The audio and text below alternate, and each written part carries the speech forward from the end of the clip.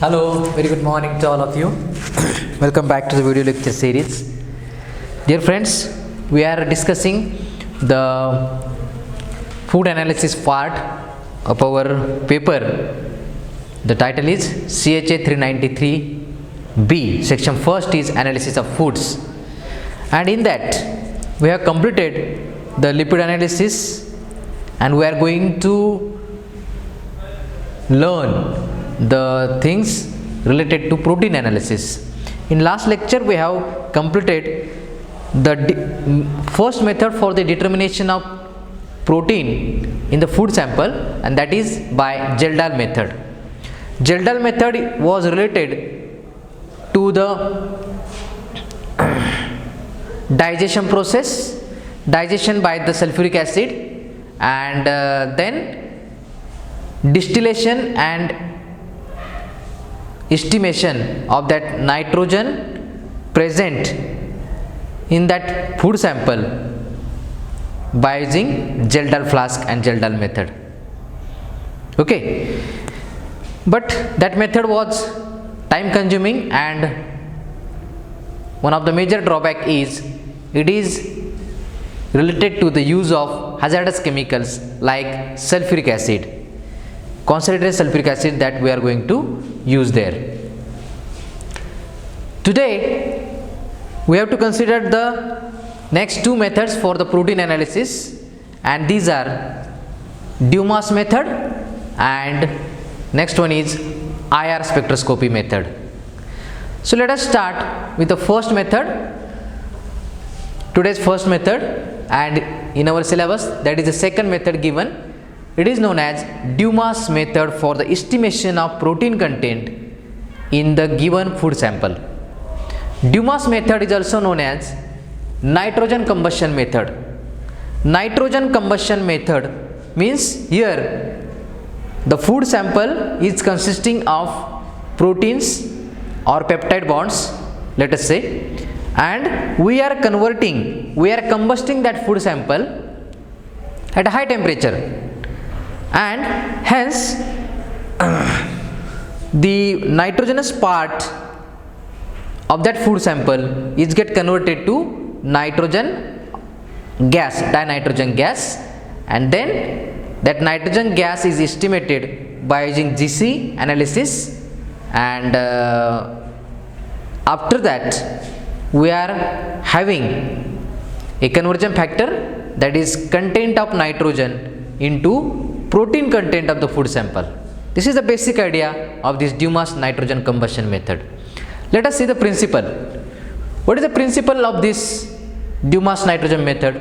In this case, in this method, the principle is the food sample is get heated or it is combusted with a flow of air, with a flow of oxygen, pure oxygen, let us say.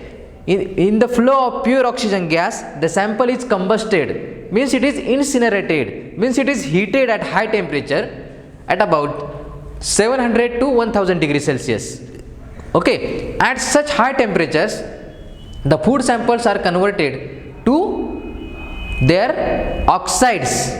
Food samples are converted to their oxides, means whatever the carbon content present in that food sample, all that carbon content or the carbon containing molecules are converted to the carbon dioxide, CO2. Okay, so the carbon atoms, whatever the carbon content present in that food sample is totally converted at such a high temperature in presence of pure oxygen gas.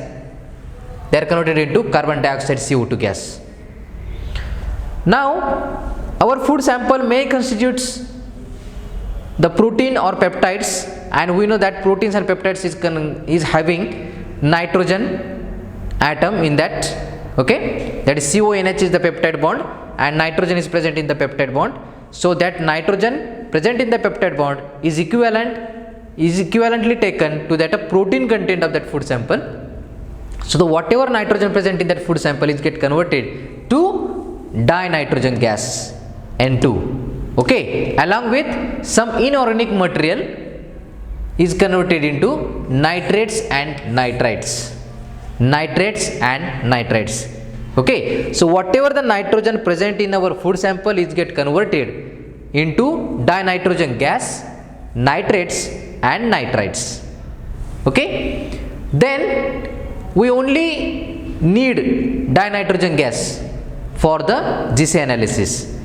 Okay, so hence we have to convert these nitrates and nitrites by reduction process in presence of copper reduction column.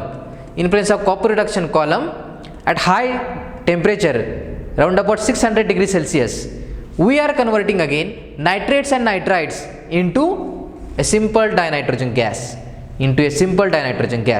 Okay, and this nitrogen, now at this stage we have only nitrogen gas. This nitrogen gas is then carried by a helium gas. The nitrogen gas produced by the combustion of all these food materials is then carried by a helium gas, okay, inert gas, in the GC instrument, in the GC analysis, with the help of a thermal conductivity detector, that is TCD. So thermal conductivity detector is used in GC analysis, and with the help of this we are getting the total nitrogen present in that food sample, and finally we have a conversion factor, that is total nitrogen content present in the food sample, which is obtained from the GC analysis of that food sample. Then we have to convert it into a total protein content present in the food sample by using a conversion factor. Okay, so this is a very simple method for the protein content for the food sample. Okay, in this case the standards are used, and the standards are acetanilide. The structure of acetanilide is NHCOCH3. So acetanilide is taken as a standard for this Dumas method, because this acetanilide is having a amide or a peptide bond is there, and this is highly pure acetanilide, ultra pure acetanilide compound, or this molecule can be taken as a standard along with the EDTA, ethylene diamine tetraacetic acid. Okay, now the second point is procedure. So what is the procedure behind this Dumas method? The Dumas method procedure is related to the combustion process. Mainly in this case the combustion is there, and in this case the sample is combusted. The sample size is 100 to 500 milligram. So this is the sample size. Very small amount of sample is needed for the Dumas method. This sample is combusted in the presence of a ultra high pure oxygen gas. Okay, it is combusted means it is heated at high temperature 700 to 1000 degrees Celsius in this combustion chamber. Then in this combustion chamber carbon is converted to CO2 and nitrogen converted to N2 gas, nitrates as well as nitrites. Again these nitrates and nitrites are again reduced by the reduction process, and the reducing agent is copper reduction column. In this case the B component is copper reduction column. In this case reduction of nitrates and nitrites is done. Okay, and further at this stage we have only dinitrogen gas. This dinitrogen gas is carried out by a inert gas such as helium, and that is carried in the GC column.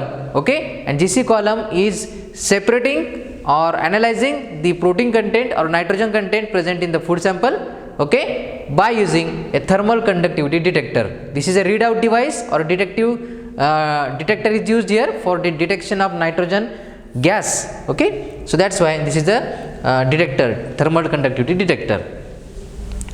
So this is the procedure, simple procedure is there. Then the next point is applications. So what are the applications? This Dumas method is widely used worldwide for the alternative method for the Geldal method. Alternative method for the Geldal method. Okay, because in Geldal method we know that a lot of disadvantages are there, so that's why this method is used as an alternative substitute for the Geldal method, and this method is applicable to all the types of food samples. So that's why this is a very versatile method. What are the advantages? No any hazardous chemicals we are using here. No any hazardous chemical. Only simple chemicals are here. Helium is an inert gas. Nitrogen is produced within the reaction. Okay. Then acetanilide is a simple chemical. Then EDTA is also simple chemical. So no hazardous chemicals we are going to use here. Okay. Then it is requiring only very few minutes are required for the analysis, complete analysis. So that's why less time is required. Then in the highly automated machines, in the highly automated equipments, we can run 150 samples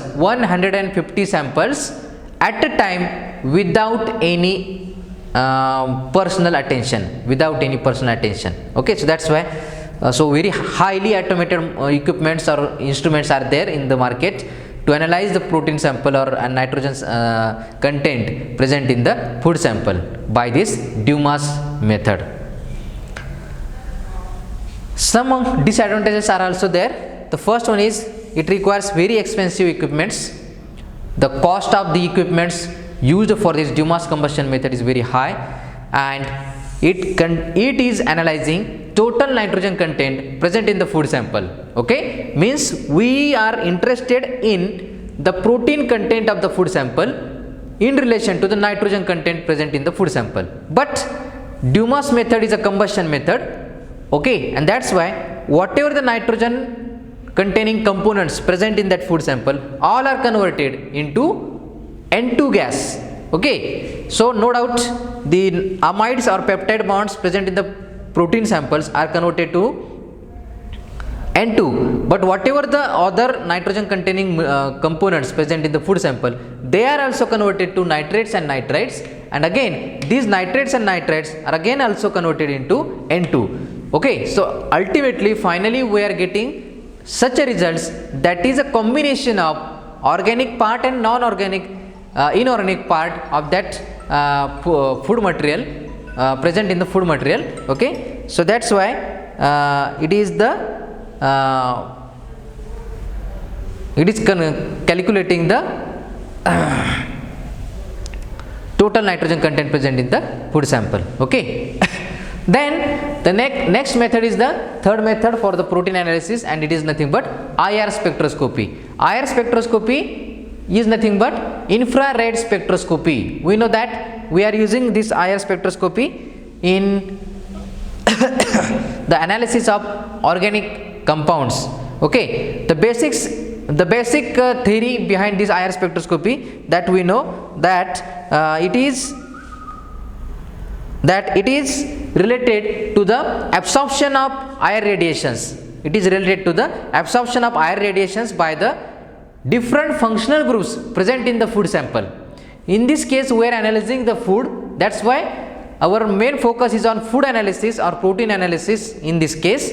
But the basic principle behind this using IR spectroscopy or IR radiation is the same. That is, when we are radiating the IR radiations on that sample, that radiations are get absorbed by our sample, and different functional groups present in the sample are absorbing at a different frequency, at a different wavelength, at a different wave number of that radiations, and hence we are getting a IR spectrum, and from that IR spectrum we can analyze the concentration of the nitrogenous containing components present in that food sample. Okay, so that's why ultimately we are getting the protein content present in that food sample. Okay, so what is the principle here? The principle is again same, which is related to the principle of using IR spectroscopy for organic molecules, that is absorption of radiation. In this case, the near and mid IR radiations, that is that are absorbed for these food samples, mainly protein components in the food sample. For proteins and peptides, generally 3300 to 3500 to 3500 nanometer, then 2080 to 2220 nanometer, and 1560 to 1670 nanometer.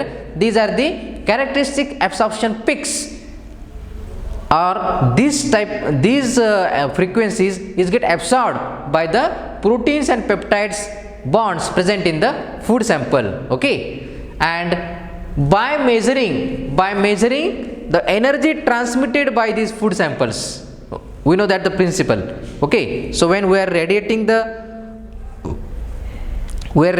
food sample by IR radiations, generally by near and mid IR radiations. Okay, then the food sample is absorbing some radiations from that source. Okay, and remaining